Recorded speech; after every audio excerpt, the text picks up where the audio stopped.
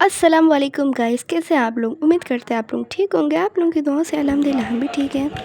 हाँ, और फिर अल्लाह ताला की तरफ से सरफ पानी अल्लाह ताला की तरफ पानी डाला। तो जी मैं इसलिए चुप हो गई थी क्योंकि मेरी हो रही थी तरावी में बयान, और ये बयान हम लोग सुन रहे थे और उसके बाद मेरी सहरी हो गई थी। मैं आके सो गई। फिर मैंने कुछ भी शूट नहीं किया था। उसके बाद थोड़ा बहुत जो खाया पिया था, उसके बाद ये मैंने कुरान पढ़ी। उसके बाद फिर मैंने फ़जर की नमाज़ अदा की।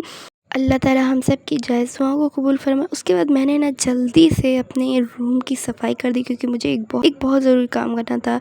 वो ज़रूरी काम ये था, मुझे मेहंदी लगानी थी। 3, 2, 1। 7 hours later. उसके बाद ज़ोहर का टाइम हो गया था, हमने नमाज़ अदा की। उसके बाद फिर से मैंने कुरान पढ़ी। ये मैंने कुछ नया टाइप का बनाया था आज, नमकीन हलवा। तो चलिए आपको मैं रेसिपी बता देती हूँ। तो मैंने पहले 1 चम्मच पैन में घी डाली थी और उसके अंदर सूजी शामिल की थी।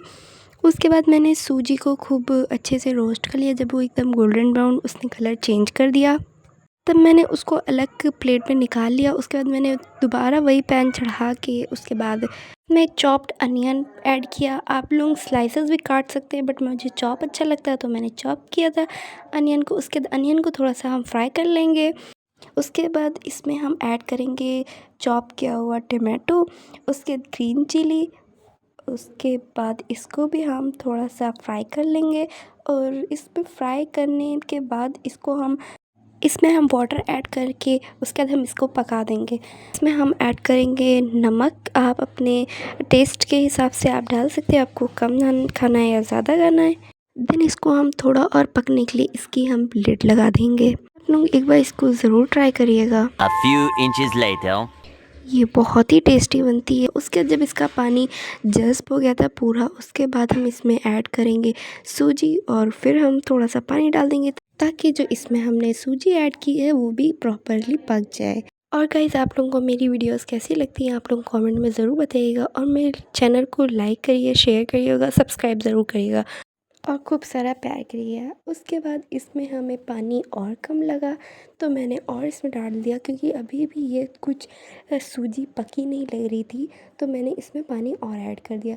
ये कोई ऑप्शनल है, ये कोई रेसिपी नहीं है। आप लोग डालना चाहें तो उसमें डाल सकते हैं, नहीं डालना चाहें नहीं डाल सकते। उसके बाद ये पूरा पक चुका था, और फिर मैंने इसमें डाला था ऊपर गार्निशिंग के लिए धनिया, और फिर मैंने इसको कर दिया सर्व। कितना टेम्पटिंग लग रहा है ना। आप लोग ट्राई ज़रूर करिएगा गाइस, क्योंकि ये सच में बहुत ही टेस्टी बना था। उसके बाद मैंने फिर इफ़्तार की तैयारी, और ये अप्पी बना रही थी कुछ नए नए टाइप के पकौड़े। ये मेरी अप्पी बना रही थी आलू के कुछ चिप्स टाइप के। ये आलू पहले स्लाइसेस में काट के उसके बाद उसमें बेसन में डिप करके इसको ऑयल में फ्राई कर लेते। और एक टाइप का और बनता है, आप लोग कमेंट करके ज़रूर बताइएगा कि आप लोग के घर में बनता है या नहीं। पहले उसको आलू को बॉईल करते हैं, फिर उसको मैश कर लेते हैं, और फिर उसके अंदर थोड़ी सी स्पाइसेस डाल के उसके बाद उसको टिक्की के शेप में बना के उसको उसके बाद बेसन में डिप करके देन उसको फ्राई कर देते। कमेंट में ज़रूर बताइए। और आप लोगों ने ब्रेड पकौड़ा तो ज़रूर सुना होगा, वो भी बनता है, और वो भी आज बनना था क्योंकि आज हम लोगों का मूड कर गया। बस हम लोगों का कभी भी कुछ भी कर जाता है तो हम लोग कर लेते हैं। और मेरी अप्पी ने ये देखिए आधा तोड़ के डाला है, तोड़ के मतलब उनसे टूट गया है। और फिर ये हो चुका था थोड़ा बहुत फ्राई। गाइस, अगर आप लोगों को इन पकौड़ों की रेसिपी अगर चाहिए होगी तो कमेंट में ज़रूर बताइएगा। मैं इनकी पूरी डिटेल वीडियो भी बना दूँगी। और ये फिर स्लाइसेस वाले जो काटे थे अप्पी ने, वो भी फ्राई हो चुके थे। और अगर आप लोग ये मेरी वीडियो आप लोग रोज़ा रख के देख रहे हो तो अल्लाह ताला से दुआ करिएगा कि आप लोग रोज़े के बाद ये सब खाना नसीब करें। अच्छा, हमको सिखा रिया। देन ये सब पूरा फ्राई हो चुका था, ये हमने पूरा निकाल लिया था। उसके बाद फिर मैंने ये वाला तलने के लिए छोड़ दिया था। और गाइस, आप लोग ये बताइएगा कि आप लोग इफ़्तार से पहले इफ़्तार करते हैं या इफ़्तार के बाद इफ़्तारी करते हैं। कमेंट में ज़रूर बताइएगा। देन मैंने उसके बाद जो बचे थे पापड़ मैंने उनको फ्राई किया। उसके बाद अल्हम्दुलिल्लाह मेरा दस्तरखान लग चुका था और उसके बाद ये मेरी मगरिब की नमाज़ हो चुकी थी। उसके बाद मैंने पढ़ी जाके तरावी। अल्हम्दुलिल्लाह हमारी तरावी भी मुकम्मल हो गई है और अल्लाह नज़र बद से बचाए। हम लोग कंटिन्यू कर रहे हैं अपनी तरावी। अल्लाह ताला हम सबको ज़्यादा से ज़्यादा नमाज और इबादत करने की The next morning. Okay guys, उसके बाद ये नेक्स्ट डे की व्लॉग है। ये मैंने नेक्स्ट डे का क्लिप लिया था क्योंकि मैं ये 2 दिन का कंटिन्यू कर रही थी व्लॉग। पहले की मैंने सहरी, उसके बाद मैंने नमाज़ अदा की थी, फिर मैंने कुरान पढ़ी थी और ये फिर मैंने कुरान पढ़ के मैं सो गई। उसके बाद मैं डायरेक्ट उठी हूँ इफ़्तार के टाइम। मैं कुछ शूट नहीं कर पाई, मैं मेरे से जितना हो पाया या मेरी अप्पी ने जितना शूट किया मैं वही आपको दिखा रही हूँ। तो मैंने सोचा कि मैं जब उठी हूँ उसके बाद नमाज़ पढ़ी हूँ तो मैंने सोचा अप्पी की थोड़ी सी हेल्प कर देती हूँ। तो मैं ये अनियन मेरी अप्पी ने चॉप किया था और मैं इसको मिक्स कर रही थी ताकि मैं इसके पकौड़े बना सकूँ।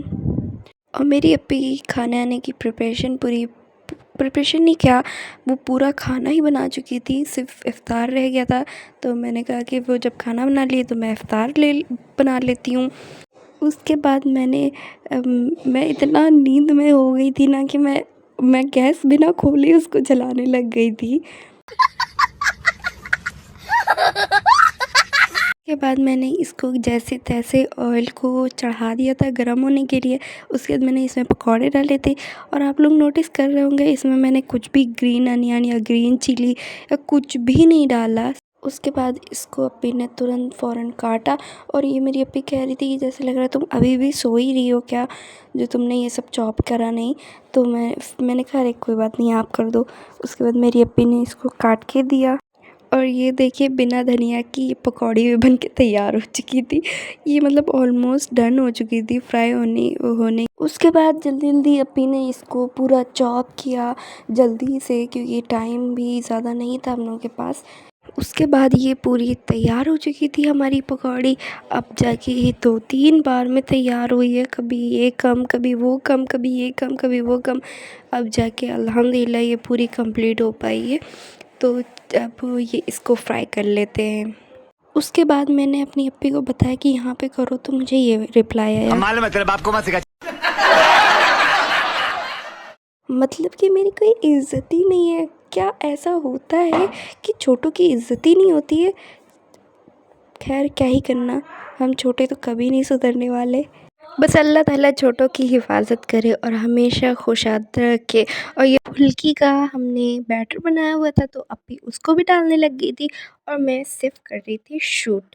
तो जी गाइस फिर ये पूरी पकौड़ियाँ निकल रही थी। और गाइस किस किस के यहाँ ये पूँछें निकल आती है पकौड़े में, कमेंट में ज़रूर बताइएगा कि आपके यहाँ निकलती हैं।